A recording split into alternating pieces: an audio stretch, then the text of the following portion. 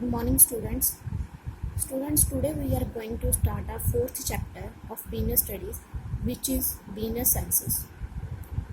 So, business services play a very important role in every trade or business. ठीक है? Without these services, trade cannot be survived, and nobody business can survive without these services. ठीक है? So, services sector help us to achieve these twin goals. Trade and industry is not possible without the various services sectors like banking, insurance, communication, transportation, warehousing.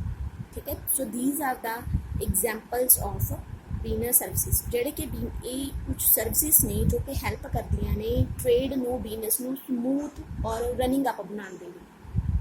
ਠੀਕ ਹੈ? ਸੋ ਹਰ ਇੱਕ business ਦੇ ਲਈ ਔਰ ਹਰ ਇੱਕ firm ਹਰ ਇੱਕ ਟ੍ਰੇਡ ਦੇ ਲਈ ਜੋ ਹੈ ਸਰਵਿਸਿਜ਼ ਨੇ ਇਹ ਬਹੁਤ ਇੰਪੋਰਟੈਂਟ ਨੇ। ਠੀਕ ਹੈ? So business services refer to those services which are used by business enterprises to conduct their activities. ठीक है? And these are the examples of business services. Now next is types of business services. इन्हां दी type दसी गई है। First है banking. सानू पता है कि अगर कोई बिजनेस स्टार्ट किया जाता है, ठीक है, वो कैपिटल चाहिए है और किसी भी परसन के कोल इन्नी कैपिटल नहीं होंगी कि वो इकला ही बिजनेस नूं स्टार्ट कर लेगा, या कुछ परसनस आपस विच मिल के भी अगर कोई बिजनेस स्टार्ट करते हैं तो उन्होंने कोल इन्नी मनी नहीं आएगी कि वो समूथली रन अप कर सकन बिजनेस नूं। ठीक है? सो बैंकिंग ही एक तरह का सर्विसिज प्रोवाइडर है जिहड़ा कि सानू कैपिटल जां लोन की फैसिलिटी दिंदा है बिजनेस नूं रन अप करन दे लई जां बिजनेस नूं स्टार्ट करन दे लई। ठीक है? सो बैंकिंग एक मेन सर्विसिज पार्ट है। सैकेंड है इंश्योरेंस। हुण बिजनेस स्टार्ट कर लिया, हो सकता है ये बहुत सारे रिस्क इनवॉल्व होंगे हैं बिजनेस के विच। सो सारा रिस्क खुद अपने आप उपर लैन की बजाय की किया जाता है कि बिजनेस का इंश्योरेंस करवाया जाता है ताकि अगर कोई मिस हैपनिंग होंदी है, कोई चोरी होंदी है, ठीक है, कोई होर तरह की मिस हैपनिंग होंदी है तो वो असी क्लेम कर सकीए फ्रॉम द इंश्योरेंस कंपनी। ठीक है? सो इंश्योरेंस कंपनीज जो होंदियां ने ये साडे बिजनेस का इंश्योरेंस करदियां ने और ये असी अपना रिस्क नूं कवर कर सकते हैं। Clear? Third point is communication. Communication भी एक बहुत इंपॉर्टेंट मेन इंपॉर्टेंट की है सर्विसिज है।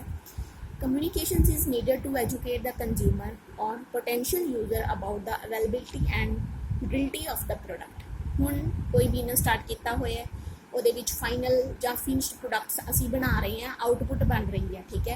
अगर उस आउटपुट बारे किसी को असी नॉलेज ही नहीं प्रोवाइड करांगे ਜਾਂ किसी को अपनी प्रोडक्ट की क्वालिटी नहीं दसांगे, साडी प्रोडक्ट के बारे किसी को नहीं पता होएगा तो साडी सेल बैटर नहीं हो पाएगी। ठीक है? सो एक कम्यूनीकेशन एक इदां दी सर्विसिज है, ये असी एडवरटाइजिंग लै लैने हैं।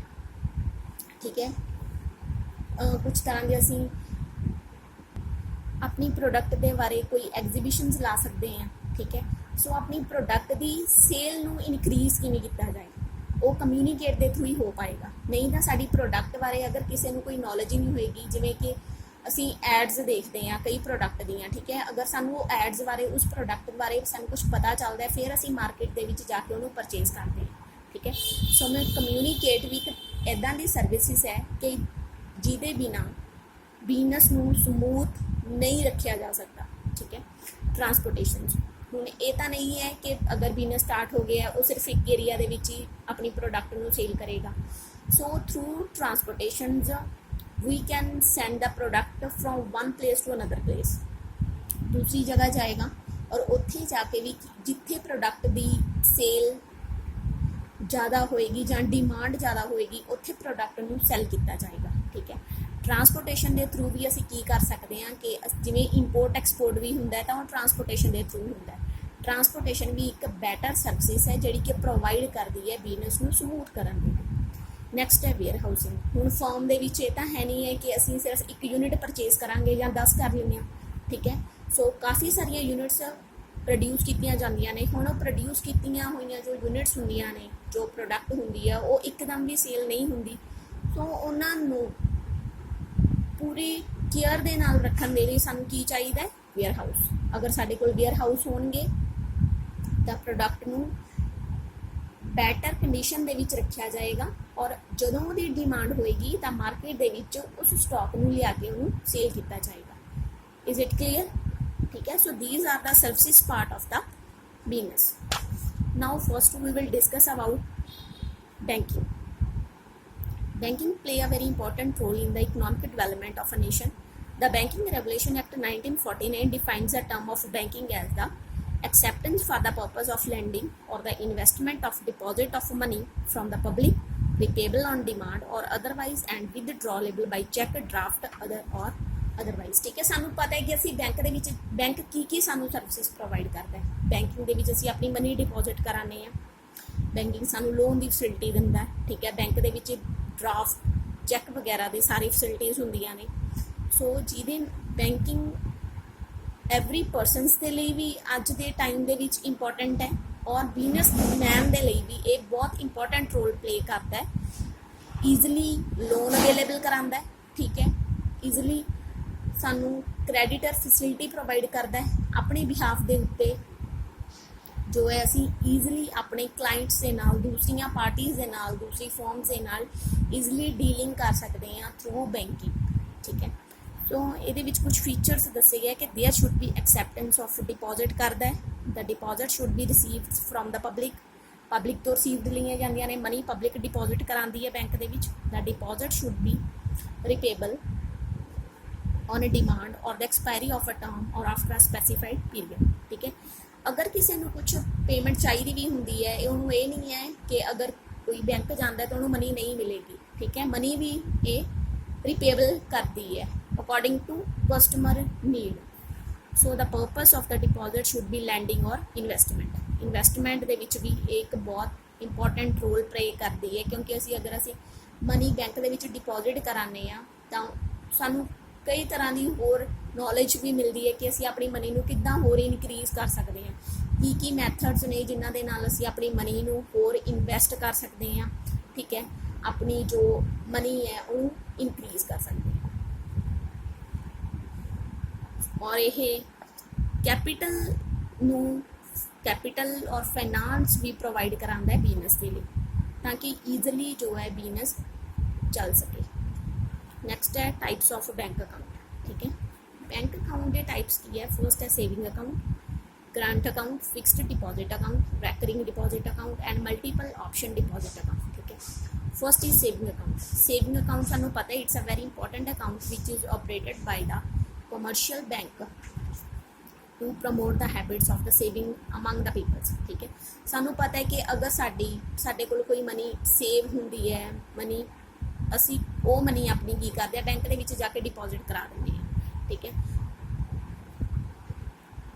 Saving account is account mean for the people who wish to save a part of their income to safeguards the future and earn interest of the saving. ਠੀਕ ਹੈ, ਇਹ ਉਹਨਾਂ ਲਈ ਬਣਿਆ ਹੋਇਆ ਜਿਹੜੇ ਕਿ ਆਪਣੀ ਮਨੀ ਨੂੰ ਸੇਵ ਕਰਨਾ ਚਾਹੁੰਦੇ ਹੈ ਔਰ ਫਿਊਚਰ ਦੇ ਵਿੱਚ ਉਹਦੇ ਤੋਂ ਉਸ ਇਨਕਮ ਨੂੰ ਯੂਜ਼ ਕਰਨਾ ਚਾਹੁੰਦੇ ਹੈ ਔਰ ਉਸ ਜੋ ਮਨੀ ਉਹਨਾਂ ਨੇ ਡਿਪੋਜ਼ਿਟ ਕਰਾਈ ਹੁੰਦੀ ਹੈ ਉਹਦੇ ਉੱਪਰ ਉਹ ਇੰਟਰਸਟ ਲੈਣਾ ਚਾਹੁੰਦੇ ਹੈ। ਠੀਕ ਹੈ, ਫੀਚਰਸ ਕੀ ਨੇ ਇਹਦਾ? ਮੇਨ ਹੈ ਕਿ ਪ੍ਰਮੋਟ ਸੇਵਿੰਗਸ ਕਰਦਾ ਔਰ ਸੇਵਿੰਗ ਅਕਾਊਂਟ ਹਰ ਇੱਕ ਬੈਂਕ ਦੇ ਵਿੱਚ ਓਪਨ ਹੋ ਜਾਂਦਾ ਹੈ। ਠੀਕ ਹੈ, ਬਟ ਉਹਦੀਆਂ ਕੁਝ ਕੰਡੀਸ਼ਨਸ ਹੁੰਦੀਆਂ ਨੇ ਔਰ ਇਹ ਵੈਰੀ ਕਰਦੀਆਂ ਨੇ ਫਰੋਮ ਬੈਂਕ ਟੂ ਬੈਂਕ। ਔਰ ਇਹਦੇ ਵਿੱਚ ਕੋਈ ਰੈਸਟ੍ਰਿਕਸ਼ਨਸ ਨਹੀਂ ਹੁੰਦੀ ਕਿ ਤੁਸੀਂ ਇੰਨੀ ਅਮਾਊਂਟ ਹੀ ਡਿਪੋਜ਼ਿਟ ਕਰਵਾ ਕੇ ਰੱਖਣੀ ਹੈ। ਤੁਸੀਂ ਅਗਰ ਤੁਹਾਨੂੰ ਕਿਸੇ ਪਰਸਨਸ ਨੂੰ ਇਮੀਡੀਏਟ ਮਨੀ ਚਾਹੀਦੀ ਹੈ ਤਾਂ ਉਹ ਵਿਦਡਰਾ ਵੀ ਕਰਾ ਸਕਦਾ ਹੈ। ਵਿਦਡਰਾ ਇਹਦੇ ਵਿੱਚ ATM ਦੇ ਥਰੂ ਵੀ ਅਸੀਂ ਵਿਦਡਰਾ ਕਰ ਸਕਦੇ ਹਾਂ, ਥਰੂ ਬਾਈ ਚੈੱਕ ਵੀ ਕਰ ਸਕਦੇ ਹਾਂ। ਠੀਕ ਹੈ, ਔਰ ਰੇਟ ਆਫ ਇੰਟਰਸਟ ਵੀ ਦਿੱਤਾ ਜਾਂਦਾ ਹੈ ਔਰ ਜੋ ਵੈਰੀ ਕਰਦਾ ਹੈ ਫਰੋਮ ਬੈਂਕ ਟੂ ਬੈਂਕ। ਔਰ ਇਹਦੇ ਵਿੱਚ ਸੇਵਿੰਗ ਅਕਾਊਂਟ ਇੱਕ ਕੰਟੀਨਿਊ ਨੇਚਰ ਹੈ ਔਰ ਇਹਦੇ ਵਿੱਚ ਕੋਈ ਵੀ ਫਿਕਸਡ ਪੀਰੀਅਡ ਨਹੀਂ ਹੁੰਦਾ ਕਿ ਤੁਹਾਡਾ ਜੋ ਅਕਾਊਂਟ ਹੈ ਸੇਵਿੰਗ ਅਕਾਊਂਟ ਹੈ ਇੰਨੇ ਟਾਈਮ ਦੇ ਲਈ ਬਣਿਆ ਹੋਇਆ, ਇਹਦੀ ਕੋਈ ਲਿਮਿਟ ਨਹੀਂ ਹੁੰਦੀ। ਕੁਝ ਬੈਨੀਫਿਟਸ ਨੇ, ਸੇਵਿੰਗ ਹੈਬਿਟਸ ਨੂੰ ਇਨਕਰੇਜ ਕਰਦਾ ਹੈ। ਠੀਕ ਹੈ, ਔਰ ਇਹਦੇ ਨਾਲ ਡਿਪੋਜ਼ਿਟਸ ਨੂੰ ਜੋ ਡਿਪੋਜ਼ਿਟਰ ਹੁੰਦਾ ਹੈ ਉਹ ਹੀ ਗੈਟਸ ਦਾ ਇੰਟਰਸਟ। ਠੀਕ ਹੈ, and it helps to depositor to make payment by way of check and the bank offer number of services to the saving account holder। ਉਹਨੂੰ ਕੁਝ ਸਰਵਿਸਿਜ਼ ਵੀ ਪ੍ਰੋਵਾਈਡ ਕਰਦਾ ਹੈ। Next is current account. So current account is mainly made for the businessman. ਠੀਕ ਹੈ, businessman ਦੀ ਇੱਕ help ਦੇ ਲਈ ਕਹਿ ਲਓ, ਉਹਦੇ ਲਈ ਬਣਿਆ ਹੋਇਆ ਹੈ ਕਿ ਇਹ ਉਹਨਾਂ ਨੂੰ ਬਹੁਤ ਸਾਰੀਆਂ ਫੈਸਿਲਿਟੀਜ਼ ਪ੍ਰੋਵਾਈਡ ਕਰਦਾ ਹੈ current account. It's a mainly businessmen who have a number of regular transactions with their bank, both deposit and withdrawal. क्योंकि जो बिजनेस होंगे वो रैगूलर बहुत सारिया ट्रांजैक्शन होंगे ने, विदड्रॉ भी मनी आती भी है और मनी जा भी रही है, ठीक है। सो विदड्रॉ और डिपॉजिट्स की जो फैसिलिटी है वो सानू क्रेडिट करंट अकाउंट के ही मिलेगी बिजनेसमैन को। ये तो नहीं है कि बिजनेसमैन सेविंग अकाउंट ओपन करवा लेगा। सो बिजनेसमैन को की करना पैंदा है, उन्होंने करंट अकाउंट ही ओपन कराना पैंदा है। ओके, सो करंट अकाउंट के की है कि वो डेली जिन्नियां मर्जी ट्रांजैक्शनस ने जड़ियाँ वो करवा सकता है, चाहे मनी आए और चाहे ना आ, चाहे वो विदड्रॉ हो रही है। बट ये कंडीशनस है कि ये उपर जिमें कि सेविंग अकाउंट के डिपॉजिटर को इंटरस्ट मिलता है, करंट अकाउंट के उपर जो बिजनेसमैन है उन्होंने कोई इंटरस्ट नहीं मिलता, चाहे कि वो लैक्स के करोड़ के मनी क्यों ना आ जाए, बट बिजनेसमैन को कोई इस अकाउंट के उपर इंटरस्ट नहीं मिलेगा। बट एक अमाउंट फिक्स की जाती है करंट अकाउंट के बाय द बैंक। बैंक एक अमाउंट फिक्स करता है, अगर उस अमाउंट तो बिजनेसमैन की अमाउंट घट जाती है तो बिजनेसमैन को चार्जिस पे करने पैंदे ने करंट अकाउंट पे, ठीक है। ये एक मेन पॉइंट है करंट अकाउंट का। सपोज करो कि अगर कोई बैंक है उन्हें करंट अकाउंट के एक लिमिट दी हुई है कि थोड़ी लिमिट 1 लाख रुपीज़ है, 1 लाख तो थोड़े अकाउंट के अमाउंट घटनी नहीं चाहिए। अगर किसी क्लाइंट की अमाउंट 1 लाख तो घट जाती है तो उस अकाउंट उस बिजनेसमैन को उस करंट अकाउंट के चार्जिस पे करने पैणगे। Clear? So it is a continue nature and there is no fixed period and it's called a demand deposit. Clear? Next is benefits. Benefits की कहते हैं कि बिजनेसमैन के लिए परफेक्ट है, ठीक है, और वो अपनी नंबर ऑफ ट्रांजैक्शंस कर सकते हैं, और ये bank collect money on behalf of its customer and credit the same amount of their accounts, ठीक है। मैं क्या ही है कि कस्टमर के बिहाफ के उपर बनया हुआ एक अकाउंट होंगे है जोड़ा कि अपने बिहाफ के उपर किसी दूसरी फॉर्म को मनी दे दिंदा है। Current account enables the account holder to obtain overdraft facility, and current account reveals the information about the credit worthiness of accounts holders to their credit and lender. Current accounts की करता है कि ये एक information provide करता है कि किस तरह की तुसी क्रेडिट अपनी क्रेडिट अकाउंट को मेनटेन करके रखना है, ठीक है। और एक क्रेडिट और लैंडर दोनों के बीच एक सफिशिएंट या एजेंट का काम करता है। अगर एक पार्टी ने दूसरी पार्टी को पेमेंट करनी है तो एक बैंक तो फर्स्ट पार्टी बैंक के थ्रू सैकेंड पार्टी को पेमेंट करता है, ठीक है। सो बैंक एक तरह का ये एजेंट का काम भी करता है। Next is fixed deposit account. Fixed deposit account मीनस FD, ठीक है। एक एफडी कुछ अमाउंट मनी है, कुछ अमाउंट दी जाती है बैंक के एक फिक्सड पीरियड के लिए डिपॉजिट करा दी जाती है, और आफ्टर दैट पीरियड जो एफडी है वो मैच्योर जो हो जाती है तो डिपॉजिटर्स को कैश मिलता है विद इंटरस्ट, ठीक है।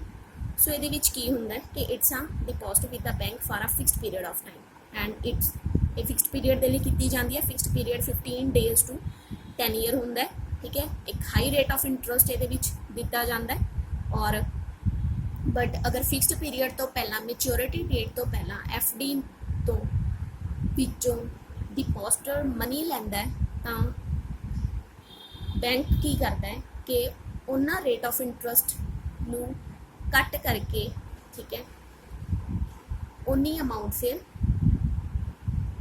डिपॉजिटर नू पे की जाती है, ठीक है। कि अगर असी सिंपल है कि अगर असी मैच्योरिटी डेट तो पहला पैसे लै लैंदे हां, अगर पहला मनी ली जाती है तो बैंक की करेगा कि ओबवियस की है फुल अमाउंट पे नहीं करेगा, ठीक है। और उन्ने टाइम तक जिन्ना इंटरस्ट डिपॉजिटर का बनया होंगे उन्ना इंटरस्ट उन्होंने पे किया जाता है विद दैट अमाउंट, ठीक है। सो इनू असी की कहने term deposit account and it's called time deposit account, ठीक है। ये बेनीफिट्स की ने ये लॉन्ग पीरियड के लिए होंगी है, ठीक है। एक सेविंग अकाउंट की तरह एक हैबिट सानू बनती है, और लोन फैसिलिटी भी असी ये बिहाफ के उपर लै सकते हैं बैंक तो, ठीक है। और on maturity the amount can be use to make a purchase of assets. असी कोई एसेट्स भी परचेज कर सकते हैं जो मैच्योरिटी टाइम हो जाता है एफडी का। उस तो बाद The bank gets a fund for a long period and can use such funds to granting short term loan of the businessman. ठीक है, एक लॉन्ग पीरियड ਦੇ ਲਈ ਵੀ ਸਾਨੂੰ ਫੰਡ ਪ੍ਰੋਵਾਈਡ ਕਰਦੀ ਹੈ ਔਰ ਜੋ ਡਿਪੋਜ਼ਿਟਰ ਹੁੰਦਾ ਹੈ ਉਹਨੂੰ ਸ਼ਾਰਟ ਟਰਮ ਲੋਨ ਵੀ ਪ੍ਰੋਵਾਈਡ ਕਰਦੀ ਹੈ। Next is recurring deposit. So recurring deposit account is opened by those who want to save regularly for a certain period of time and earn a high interest rate. ਇੱਕ fixed period ਦੇ ਵਿੱਚ ਅਸੀਂ amount ਪੇ ਕਰਨੀ ਹੁੰਦੀ ਹੈ, ਠੀਕ ਹੈ, ਉਹ ਪਰ ਮੰਥ ਵੀ ਹੋ ਸਕਦੀ ਹੈ ਔਰ ਇੱਕ ਹਾਈ ਰੇਟ ਇੰਟਰਸਟ ਮਿਲਦਾ ਹੈ ਇੱਕ ਆਫਟਰ ਇਹਦੀ ਇਸ ਅਕਾਊਂਟ ਦੇ ਵਿੱਚ ਮੈਚਿਓਰਿਟੀ ਤੋਂ ਬਾਅਦ, ਠੀਕ ਹੈ। Fixed amount is accepted every month for a specific period and that total amount is repaid with interest at the end of the particular fixed period. एक fixed period fix किया जाता है, चाहे वो 5 ईयर का हो सकता है, ठीक है, 10 ईयर का हो सकता है और उस अमाउंट तो बाद टोटल अमाउंट जो एवरी मंथ पे की जाती है वो एंड दे विच सानू टोटल अमाउंट मिलती है with the high rate of interest, ठीक है। ये भी की है, ये रेगुलर सेविंग हैबिट्स बनाता है और ये जो रैकरिंग डिपॉजिट अकाउंट होंगे ने ये 6 मंथ तो स्टार्ट होकर इन्हों का मिनीमम जो मैक्सीमम पीरियड टाइम होंगे दैट इज़ 10 ईयर, ठीक है। और एक हाई रेट ऑफ इंटरस्ट सानू मिलता है, एक पासबुक भी मिलती है जिसके उपर एवरी ट्रांजैक्शनस की है वो मेनटेन की जाती हैं और depositor can not withdraw the amount before the maturity तो पहला जो है वो अपनी अमाउंट नहीं लै सकता but he can take a loan against the amount depositor और कैन क्लोज अकाउंट। क्लीयर है कि अगर उन्होंने अमाउंट नहीं मिलती, ठीक है, तो उस बिहाफ के उपर बैंक तो लोन लै सकता है, ठीक है, और अपना ज अकाउंट क्लोज भी करवा सकता है। It's a benefits recurring deposit कर्ज रेगुलर सेविंग हैबिट्स, ठीक है, ये लोन फैसिलिटी प्रोवाइड करता है और ये की होंगे कि असी शॉर्ट टर्म्स लोन भी बिजनेसमैन को प्रोवाइड हो जाते हैं। Next is multiple option deposit account. Multiple option deposit account is a combination of saving bank account and fixed account, ठीक है। ये सेविंग अकाउंट और fixed deposit account FD plus करके बनाया गया है कि ये दोनों का कॉम्बिनेशन है। MOD account interlink the saving bank account with the deposit amount or any amount in excess of predetermined amount is automatically transferred to a fixed deposit। बच्चे MOD की होंदा है कि ये सेविंग बैंक अकाउंट के नाल link होंदी है, ठीक है, एक अमाउंट है जो कि फिक्स की जाती है कि इन्नी सेविंग अकाउंट के विच मनी रहनी चाहिए, ठीक है, और अगर उस तो बाद मनी उस अमाउंट तो बाद मनी साडी एक्सैस हो जाती है तो वो मनी जो होएगी वो ऑटोमैटिकली किहदे विच ट्रांसफर हो जाती है फिक्सड डिपॉजिट के विच। So it's a called a multiple option deposit account, ठीक है। अगर सेविंग अकाउंट के विच फिक्सड पीरीयड तो फिक्सड अमाउंट तो एक्सैस अमाउंट हो जाती है तो वो FD के विच ट्रांसफर होंदी है। It enables the account holder to earn a better interest on the money and it's a auto sweep facility, ठीक है। ये हाई रेट ऑफ इंटरस्ट भी मिलता है।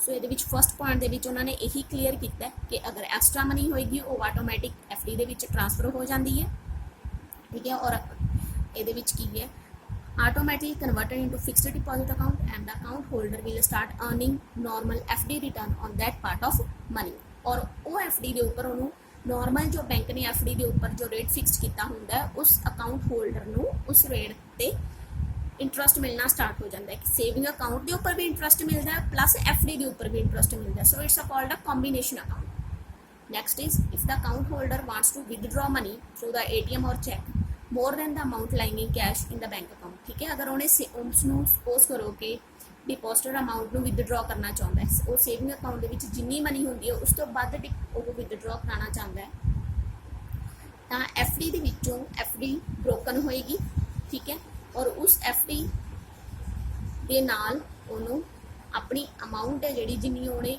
विदड्रॉ करानी होंगी है वो अमाउंट उन्होंने मिल जाती है उस time. So it's a called a sweep out और रिवर्स स्विप, ठीक है। So it's all about multiple option deposit account के दो अकाउंट्स का कॉम्बिनेशन होंगे है। अगर उन्होंने ऑटोमैटिक मनी चाहिए है so it's a called a auto sweep facility. So it's all about banking services.